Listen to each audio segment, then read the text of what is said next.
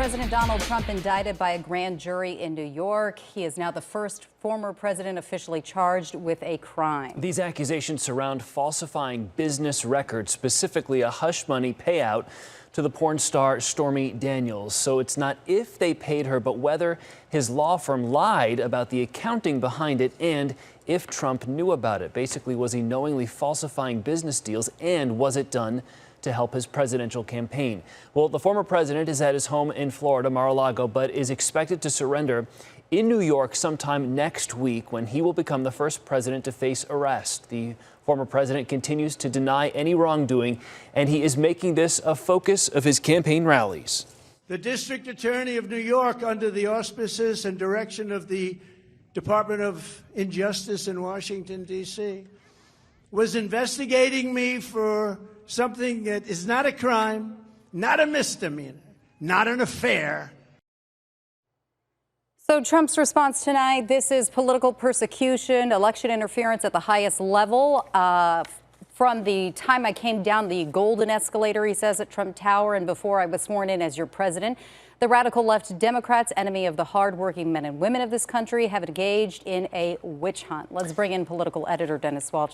What exactly does this mean for the former president? Well, I mean, let's talk about the politics of the whole thing, because this was what it's really all about. And first and foremost, I think we got to say and take a beat here and remember the American system of justice is a presumption of innocence. He is innocent until proven guilty. If you talk to anybody experienced in the judicial system, a prosecutor, they'll tell you the old maxim, hey, you can indict a ham sandwich, but it's different to get a conviction on something like that. So let's remember that. So politically, I think what you look at here is this, could this be just more of the same? It's another one of those, scandals, one of those stories involving Donald Trump.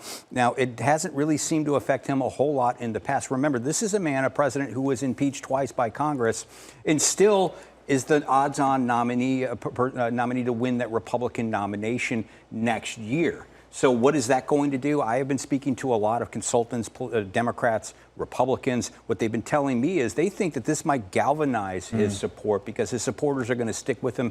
They're ride or die with Donald Trump at this point. And then what they see is this galvanizes that support. It's not, maybe doesn't lose much support over this. That, again, it's just another one of those things that Donald Trump, in that case that he is trying to make to his supporters, see what they're doing to try to get me out, see what they're trying to do to take me down. It's interesting what you said off the top there, because among his harshest critics has always been Congressman Ruben Gallego, and he said what you mentioned: let's wait for this to play out. Let's wait to read the indictment before we know what's in there, because we do have this system of justice here, because we don't know at this point if this is even going to be a misdemeanor or a felony. So many unknowns. Yeah, and I spoke to a former district attorney here for Arizona, and I was asking him what kind of legal peril would Donald Trump face in a situation like this, and that was the point they made to me. Let's wait and see what plays out. Let's see what the charges are, because as of right now, they are under wraps. As far as all the other legal peril out there that Donald Trump faces, this may be the least perilous. When you start looking at some of the other things out there that could possibly come down, is there going to be an indictment in Fulton County, Georgia, for trying to, rig an election in his favor when he was president? That's something to watch out for. The top secret documents that were found at Mar-a-Lago, how is all of that going to play out? That's something to watch moving into the future here, because the big scale, the large big picture look on this, paying hush money here for someone to keep their mouth quiet. I think what the public's perception of that might be, like, isn't that how business is kind of operated? People do it, and that's not the crime. It's the crime of, did they cover up the accounting for it? So this indictment is officially sealed. Now, the DA says that they're working with Trump's legal team to negotiate his surrender. But we're hearing from Florida Governor Ron DeSantis, you mentioned he's in Mar-a-Lago right now, saying that he would not cooperate with an extradition. And that's pretty interesting, because he is the guy that everybody's looking to take on Donald Trump for that Republican nomination. He's, the governor of Florida. What else is he going to say in a situation like this? Because he's got to look at certain people, in his state, big supporters of Donald Trump. Donald Trump still has a lot of support in the Republican Party. I think that's just another indication of how much influence and sway he still holds over the GOP. Yeah, but DeSantis can come out a winner. This is pretty easy for him, because he can appeal to the base and seem like he's on the side of Trump in this, and at the same time distance himself, saying, oh, oh, I don't know anything, which is what he said last week. I don't know anything about paying hush money payments to a porn star, but I do know that this investigation is wrong. So he can play both sides of this to his advantage. Yeah, again, and what we're seeing here, again, I mean, since Donald Trump entered politics back in June of 2015, always seems to find a way to put stress either on the political system or now in the judicial system. Because I think if you take a step back and just think about it for a second, we're on the cusp of the first, president to be indicted on criminal charges.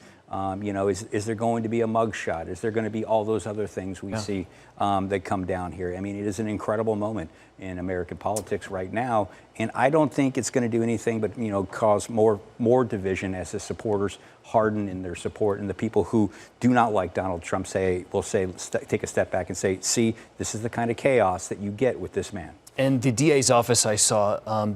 They describe this, as a white-collar crime, which they prosecute routinely. They've done 22 of these cases in the last year. So this is one of, a couple dozen that they prosecute a year. Yeah, in that sense. Yeah, and again, when you look at all the other legal peril out there with Donald Trump, I mean, this might be the least legally perilous thing out there because, that case in Fulton County, that could have some serious ramifications there. Don't know what's going to happen with that. I want to be very clear with that. No indictments have come down on that. No indication of when or anything like that is going to happen. But that's the case where he's heard on a phone call telling officials in Georgia to find enough votes to overturn Joe Biden's victory. Yeah, so that's what you're talking about. A specific amount of votes that happen to be specifically the number of votes that he lost Georgia by. Right. So, yeah. More to come. Dennis? Interesting to see what happens between now and next week when he heads up to New York. Much more to come. Dennis, thanks for that. Yeah, and again, if you're just joining us, it is official.